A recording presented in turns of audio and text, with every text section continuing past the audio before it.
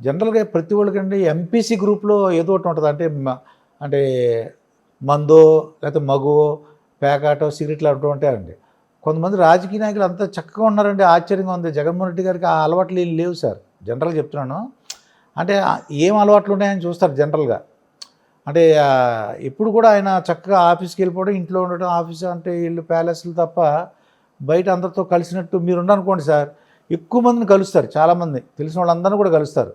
మొన్న అమెరికా వెళ్తే చూశాను. మీ ఇక్కడున్నాను నా మొత్తం ఉంది చాలామంది మీ అభిమానులందరూ వచ్చి మిమ్మల్ని కలుసుకున్నారు. అసలు అలవాట్లు లేకుండా అంటే మామూలుగా జగన్మోహన్ రెడ్డి గారిని చూస్తారు కాబట్టి ఇదివరకు ఏ అలవాట్లు లేకుండా అంటే రియల్ గ్రేట్ అన్నాను. మరి అన్నీ అన్నీ మీరే అనేసారు. ఇంకా నేను ఇంకా అనవలసిన అవసరం ఉంది. అసలు అంటే జనరల్ ఏదో ఒకటి వీక్‌నెస్ ఉంటుంది కదా అని. కానీ డబ్బులు ఏంటి సార్ వేల కోట్లు అంటే జనరల్‌గా బయట వేల కోట్లలో మనకు ఆనందం ఉంటుందా సార్? వేల కోట్లు మనకు ఒక 100 కోట్లు ఉన్నాయనుకోండి. అంటే మనిషికి ఒకటి మీకు మీకు మీ ఛానల్కి సబ్స్క్రిప్షన్ ఎక్కువ మంది సబ్స్క్రైబర్స్ ఉంటే మీకు ఒక రకమైన హ్యాపీనెస్. అలాగా ఎవరికి ఏది ఇష్టం అనేది లోకో భిన్న రుచి. అదండి. సో కొందరికి ఎంత సంపాదించినా కూడా చాలదని అనిపిస్తుంది. జనరల్గా డబ్బు విషయంలో చాలామందికి చాలదని అనిపిస్తుంది. అంటే ఇప్పుడు లెక్క ఉందనుకోండి, మీ కాలుకి సరిపడే సైజే ఉండాలి. చిన్నదైనా తొడుక్కోలేరు, పెద్దదైనా వాడుకోలేరు.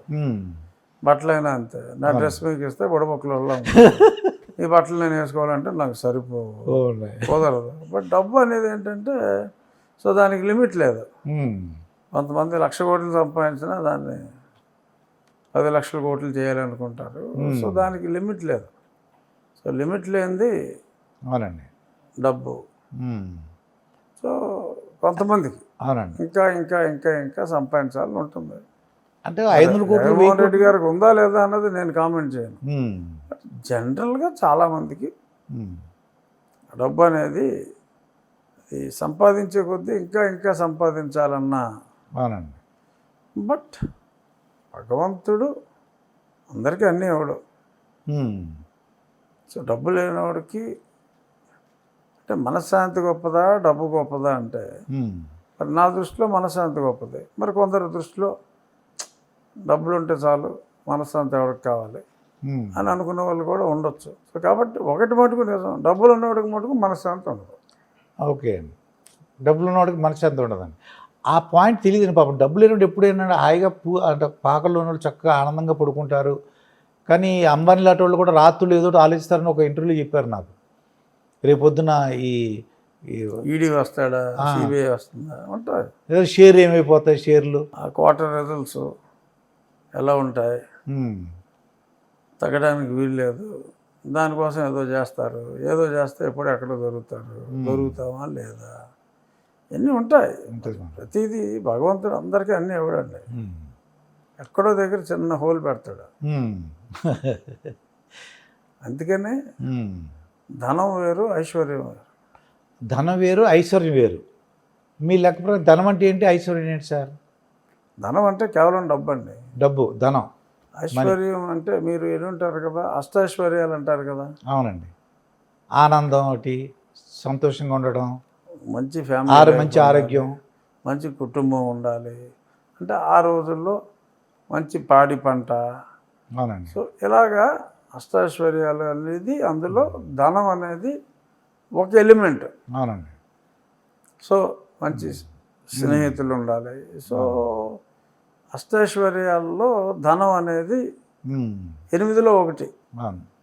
So that is the whole difference. ఐశ్వర్యవంతుడు అంటే ఆ 8 ఉన్నవాడు ఐశ్వర్యవంతుడు అవుతాడు. మంచి ఆరోగ్యం ఉండాలండి, మంచి కుటుంబం ఉండాలి, స్నేహితులు ఉండాలి.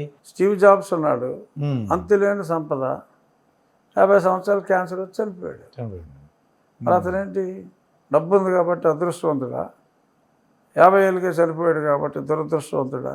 అలాగే అందరికీ అన్నీ బాగుంటాయి. ఎక్కడో వైఫ్ దగ్గర ఏదో తేడా రావచ్చు, లేకపోతే కొడుకుతోటి డిఫరెన్స్లు రావచ్చు. సో అలా అందరికీ అన్నీ బ్యాలెన్స్ చేసుకోగలిగితే వాడు గొప్పవాడు. ఓకే, వాడు స్థితప్రజ్ఞుడు. ధనవంతులందరూ స్థితప్రజ్ఞులు కాలేరు, ధనవంతులందరూ ఐశ్వర్యవంతులు కాలేరు. ఐశ్వర్యవంతుడు అంటే ధనవంతుడు అయి ఉంటాడు డెఫినెట్గా. ఉమ్. బట్ ధనవంతుడు ఐశ్వర్యవంతుడు కాలేడు. అది ధనవంతుడు ఐశ్వర్యంతుడు అవ్వకపోవచ్చు, కానీ ఐశ్వర్యంతో మాత్రం డెఫినెట్గా డబ్బు ఉంటుంది వాడికి. అంటే అనుకున్నంత డబ్బు, అంతేకాని 1000 కోట్లు 1,00,000 కోట్లు. మీకు కావాల్సింది ఎంత? ఉమ్. మీరు సుఖంగా జీవించడానికి కావాల్సింది ఎంత? ఆ balance you have to strike that balance. అంటే 1000 కోట్లు నిన్ను ఏం కలవరపెట్టి నువ్వు చెంది నువ్వు గుండెపోటుతో చనిపోవడానికి కారణం అయ్యే లెవెల్లో డబ్బు ఉంటే ఉమ్. అజీర్తి.